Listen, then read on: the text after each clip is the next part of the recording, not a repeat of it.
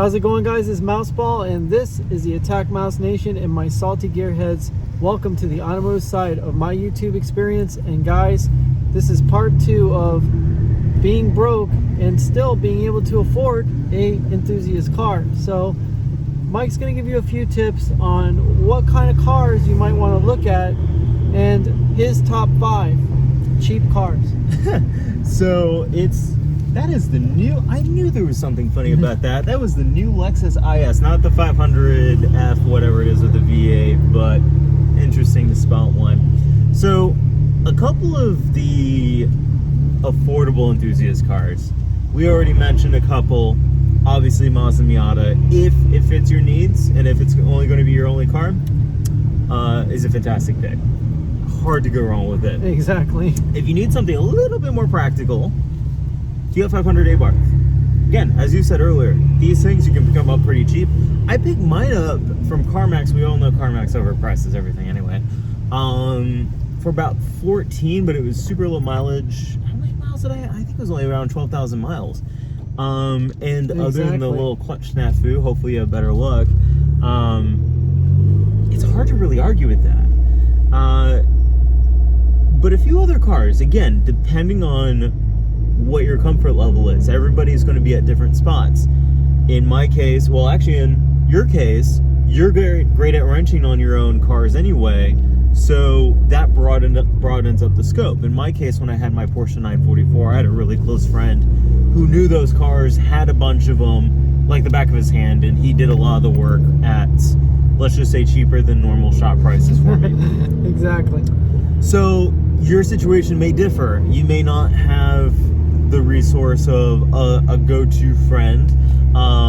Some may not be as competent wrenching on their own cars. That's cool. But that's important to take into consideration because, again, with those avenues, you can open up the doors to a $6,000 Porsche 944 off maybe Facebook Marketplace or something like that, and be totally comfortable with it. Exactly. And it's actually a great enthusiast car as well, and it's a Porsche. I mean, you can't go wrong with anything that has the name Porsche on it. And guess what, guys? You can actually get yourself a Boxster or a Cayman for a pretty decent price, believe it or not. Now, the Caymans are a little out of reach, but a lot of first-gen or second-gen Boxsters are within reach. Now, be aware that you must do all your research on these cars before you get into them. Some of them have an MS problem, if I remember correctly. IMS, bearing problem. I'm sorry, I completely mixed that up with a actual medical condition. But anyway, they have an IMS problem, and now if the bearing is replaced and it's a newer version of the bearing, then you have nothing to worry about. But if it is a older version and is the single layer bearing, if I remember correctly, well, that can become very destructive to the engine on that car. Now, the thing is that another great pick is the Mazda Speed 3 and the Mazda Speed Miata. I wouldn't recommend the Mazda Speed Miata too much if you are a boost junkie, you know. It's almost better to just buy a Miata and put one of the kits on yourself. Exactly, or supercharge it, which would be ideal for a Miata, period, is to have a supercharger on it to, you know, actually get more torque out of it. Yeah, there's, for the NC Miatas, a great supercharger kit. Well, I say great, from the reviews I've read, that Cosworth came out with many years back, and I believe Flying Miata has the branding rights to it now. It's been a while since I've looked into it, but that's another really key point. You don't necessarily always have to think about what car can I afford. Maybe you have a particular preference you want. Maybe you want that Cayman. But let's say you have an NC Miata well within your budget and you have a little bit extra cash to spend on such a supercharger kit. You can probably run laps around some old Caymans, at least on S's and whatnot, for less money and potentially more reliably. Exactly. Now, obviously there are other cars that are not necessarily imports, like, say, the Mazda Miata and the Fiat 500 Abarth or the Mazda Speed 3, or the most popular one, the Honda Civic. You can actually get Mustangs and Camaros relatively cheap, and you can get some of the older model Mustang and Camaros for not a lot of money. Now, they have a huge aftermarket. Most of them come packing V8s in them. The V6 versions of these cars are actually, very affordable, very easy to get into, but are not necessarily the cars that you want to get into when it comes down to a muscle car. So you definitely want to have a V8 if you can hack it while you're broke. But in most cases, a V6 will probably be the car you're going to end up getting. And also think about it like this. Where you have actually kept pretty much most of your cars long term, I've been a little bit more of a turner with my cars. Not always sometimes out of necessity, let's put it that way. Exactly.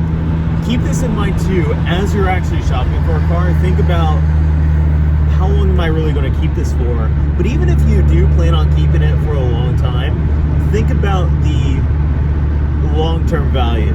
For example, the Porsche 944. Very cheap when I bought it, actually worth a little bit more now in the marketplace. Whereas, okay, yeah, I put some money into parts, don't get me wrong. But if you can afford to do that, you can sometimes have a little bit more of a special car, as opposed to buying a brand new car that may not need the maintenance or the parts. But if you're only going to keep it for a year or two, you got to take into account that depreciation curve too as well. It could end up costing you more money in the long run.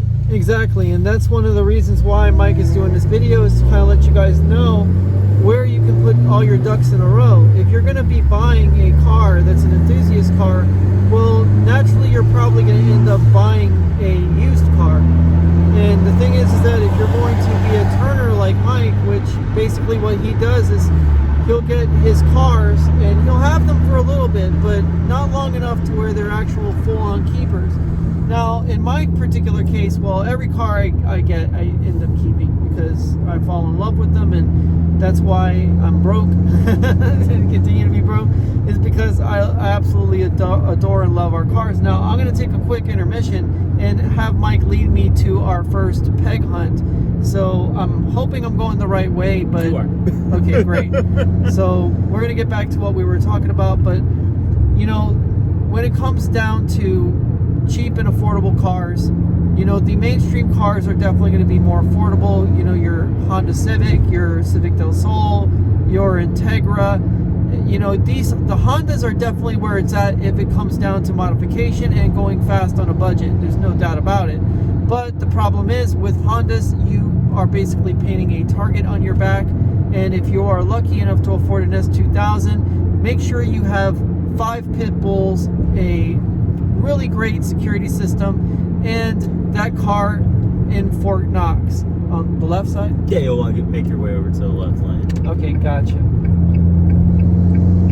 Alright, so Mike is definitely leading me to the first peg hunt, guys. So this is kind of like a dual video, but I mean, again, Honda seems to be the #1 car make for the enthusiast breaking in, but I really wouldn't recommend it as far as the most dynamic or the most enjoyable car to drive. Hondas tend to not sound very good with exhaust modifications, and yeah, they go fast on a budget, but you're talking about engine swaps, and you're also talking about possibly getting robbed in the process. Yeah, that's probably the biggest detriment is, I mean, let's be honest, you could probably have a Ferrari and leave it unlocked next to an S2000, and they'll probably break it into the S2000. Exactly.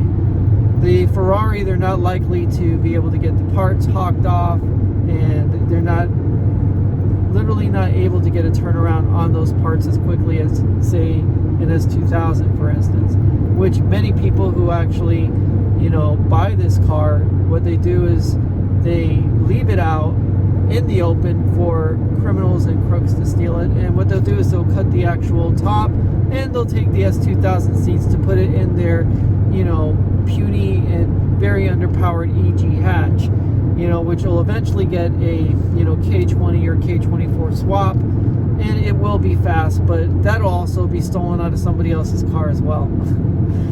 But nevertheless, that is probably the #1 car, not our #1 car, but the #1 car for the enthusiast who's on a budget. Great news, we're almost at our destination. So, to get to the first. So why is it called Old Man Pig Hunting? I don't. Well, it's Old Man Diecast, and Old Man Diecast is actually a YouTube channel. Left into here. Right here? Okay, well, Old Man Diecast is actually Camaro Time, and Camaro Time is a very good friend of mine. And Old Man Diecast does what we call a peg hunt. And when you do a peg hunt, what you're doing is you're looking for specific cars or specific series of cars and gathering those cars and obviously trading with people within the diecast community. So that's pretty much what the next video is going to be about, is about us going into Target, Walmart, you know, the Dollar General, whichever particular store, and basically trying to find rare Hot Wheels, you know.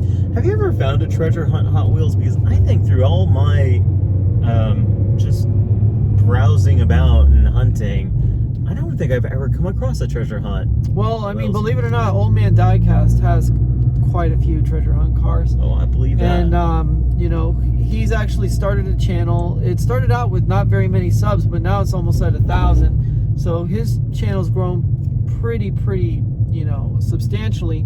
And because Camaro Time is actually a very good friend of mine, and I'm actually going to be doing artwork for him, you know, I figured I'd do a little tribute video to him. And, you know, since we actually go Hot Wheels hunting a lot, you know, why not just put it on film? But nevertheless, Mike's going to give you his 5 top enthusiast cars on a budget to end this video, so that way we can go to the next video and do our peg hunt. So, obviously, disclaimer, do your research, do everything you need to do, pre-sale inspection, so on and so forth. But Miatas, Fiat 500 Abarth, Fiesta STs are getting down there in price too. C5, and I actually have a little bit of a hard time recommending this one right now. C4 Corvettes, only because C4 Corvette values have started to climb up. It's almost more economical to get a C5. How many cars did I list so far? I think that's about 5. So we have the number 1 pick is going to be the Miata, okay? And the Miata comes in several different versions. It comes in the NA, which is the most popular. Best one to get. The best one to get. If you fit. If you fit in it, and obviously if you happen to love the NA's jelly bean look, plus not to mention that, it is the most feminine of the Miatas. Now, the second version of the Miata is obviously going to be the NB, and the NB is what we call the Baby Viper. It actually looks like the 2nd gen Viper from the back, and it doesn't look half bad from the front as being the Baby Viper as well. So for all you Baby Yoda people, well, guess what? A Baby Viper is pretty good, you know, as far as a, you know, Miata goes. Now there's the NC, which is my favorite, okay? And the NC by far is my favorite because it is the most aggressive looking Miata. I call it the Stay Puft Marshmallow car, and it looks like a marshmallow car, but it's kind of like a mix between the NA and the RX-8. So I happen to really adore that Miata. I really want one really bad. And then finally there's the ND, right? The ND is the newest version. It is by far the one that comes in the retractable convertible roof, and also it has the 180 horsepower 4-cylinder motor. It is the most powerful Miata they make. Obviously the first gen models, Mike can tell you, are not that powerful, but they feel like you're going fast, and also they roll like a Buick. So you know, for even the newest ones for too. the enthusiasts, the ND is not recommended, you know, as much as the NC, the NB, or the NA. Now, to me, the NC by far is the greatest Miata they ever made because it's got the best balance of power, it's got the best looking shape, and also it has more NA DNA than any of the other, you know, models, as far as I'm concerned. Now, the second car is the Fiesta. Oh no, actually the second car is Mouseball. It's 500 Abarth, I'm sorry. And obviously the 500 Abarth comes turbocharged, 160 horsepower, 175 foot-pounds of torque. For those of you who cannot drive a stick, there's automatic versions which have 160 horsepower and 180 foot-pounds of torque. So definitely more torque right off the line to boot. And also obviously the sound of this car is incredible. It's been akin to a small Ferrari or a baby Lamborghini, The tuned exhaust on this car cannot be beat. It is by far the best thing about it. Plus, not to mention that with Mouseball having a hood vent the way Mouseball has one, well, it's surround sound all the way around. And in the video after the peg hunt, Mike is actually going to be driving us back to the shop. So Mike's actually going to drive this car, and he's going to give his thoughts on how this car feels, what it's like to drive Mouseball, and I'm just going to sit shotgun and probably entertain you guys. Now, obviously, the third version is the Fiesta St. Now, my nephew has a Fiesta St. It is by far one of the most fun cars. It's the most dynamically involving when it comes down to it, but it's not a car that really sounds that great. I mean, it's actually a very horrible sounding car. Plus, its bigger brother, the Focus ST, is also extremely powerful. It's a little more expensive for those of you who are on a budget. And I'm sorry, that was me dropping my keys like a Dumbo. And basically, the Fiesta is the one to have, believe it or not. The Focus is definitely more powerful, but it feels a little bit bigger. It's a little more cumbersome, and it's not as agile as, say, the Fiesta St. The Fiesta St also has that, baby Aston Martin look, which I absolutely love and adore, and that is the reason why you might want to get one of those. Now, obviously, number 4 is the C5 Corvette. Now, the C5 Corvette is actually extremely affordable. It's anywhere from under $20,000 to around $13,000. And I mean, I got my Z06 for just under $20,000. Exactly. And then there are plenty of other standard C5 models. You can find YouTube videos of great testimonials of people even finding high mileage ones, which they have loved for relatively dirt cheap. Exactly. Now, the only thing about Corvettes is that, mind you, everything's going to be very expensive on them. Now, the thing is that they are very intuitive to work on. So the average person can work on a Corvette. And the thing is that most of them are, very user friendly when it comes down to it. The thing is that parts are not going to be cheap. So if you're broke, but you're on the come up and you've got a little bit of money and you don't mind being broke like me, well, guess what? The C5 Corvette is the perfect car. It's the car that has the most power, anywhere from 345 to 350 horsepower. Z06 versions have 385 to 405, but basically the C5 comes in a plethora of great colors, torch red, millennium yellow, spiral gray. I like the pewter. I don't know. Yeah, don't judge me. yeah, I think that's spiral gray. There's Arctic white, machine silver. I mean, there's a dozen colors. Jetstream blue. Jetstream blue. Is really it's beautiful. Like you read my mind. Yeah, Jetstream blue, and obviously the metallic orange is, I believe, Sunset Daytona orange. On the C6. On the C6. Too. Oh yeah, and C6s are getting down there in price too. So you might be able to stretch your dollar and get a C6. Now go on. Well, I was going to say the C5 to me kind of blends that perfect spot. As you mentioned, some parts are really not that cheap. Mostly tires. Be kind to your tires. But labor on it is not always that difficult. It hits that balance of buying the older cars that you may really want, but without treading too much into some of the potential maintenance easy for me to say nightmares that you may come across with some older cars. But I wouldn't limit yourself, again, if you have that aptitude to fix your own cars, especially if you are fortunate enough to maybe not have the longest commute in the world and can have some downtime with your vehicle, to maybe tread into some more daring waters with some older cars. I definitely had a blast having my Porsche 944. There's a number of older cars out there that are special, that are cheap, that may have their quirks, but you may find it to be worth it. There's nothing like that visceral feeling that some of these older cars have. Well, exactly. And I mean, the thing is, Mike, is that when it comes down to your Z06, it's extremely visceral. And believe it or not, this car, as new as it is very visceral as well. Not to mention that it's also, very, very, basic as far as it's got still a turnkey. It might as well have roll-up windows as far as I'm concerned. And I would actually prefer it if it had roll-up windows because, the Ferrari Enzo had roll-up windows, so why not? But nevertheless, I mean, the fifth one is the C4 Corvette. Now, the C4 Corvette is a little bit of a tricky one, and the reason why is because if you could still pick one up, a clean one for around $5,000, I think it'd be great. Last time I looked, it was hard to find a clean one for under 10 these days. Exactly. The C4 Corvette is actually gaining popularity now, and the thing is because they're so rarely seen, and they actually have an extremely beautiful look, believe it or not. They're short deck, long nose design cars. Not to mention that they have beautiful wheels, you know, from the factory. Most of these people who have these wheels, they get them stolen, and they're on Volkswagens most of the time for some reason.